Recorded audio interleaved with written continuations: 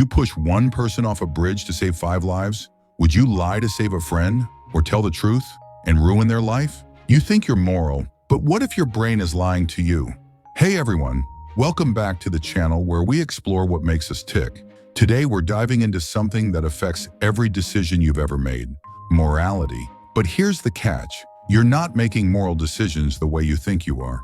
In fact, you're probably not making them at all. Your brain is. Stay with me, because by the end of this video, you'll question your own ethics. And trust me, you'll never see morality the same way again. So here's the question. Why do people know what's right, but still do what's wrong? Psychologists and philosophers have debated this for centuries, but modern research shows most of our moral decisions are made emotionally, not logically. Take the famous trolley problem. A train is speeding toward 5 people. You can pull a lever to divert it, but then it will hit one person instead. Most people say, yes, save the 5th, sacrifice the 1st.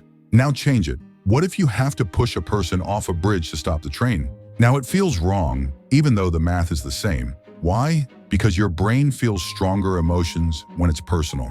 This is called the emotional versus rational brain conflict. Your amygdala, the emotion center, fires up. Meanwhile, your prefrontal cortex, where reasoning happens, struggles to keep control.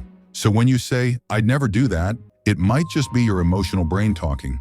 Here's another twist. Your morals aren't just yours. They're culturally programmed. Let me explain. In the US, individual freedom is often the highest moral value, but in many Eastern cultures, collective harmony is valued more. That means an American might think lying is wrong, even to avoid conflict. A Japanese person might think it's better to lie if it protects group harmony. Both think they're being moral, but they're playing by different rules. What does that tell us?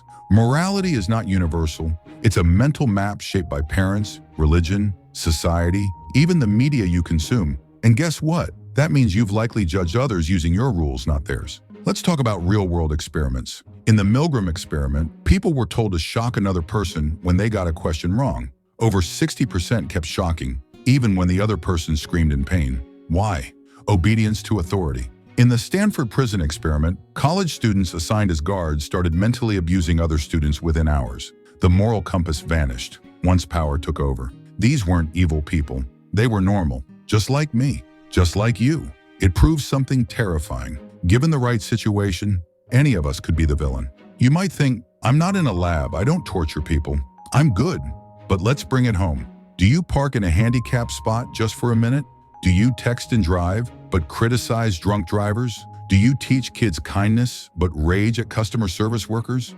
These are all moral decisions too. Small, everyday ones that reveal your true compass, not the one you post online. And here's the uncomfortable truth. We judge others by their actions, but judge ourselves by our intentions. That's moral self-serving bias. Here's a phenomenon you may not know. Moral fatigue. The more moral decisions you're forced to make in a day, the more likely you are to make poor ones later. You skip the gym, you eat junk, you snap at someone.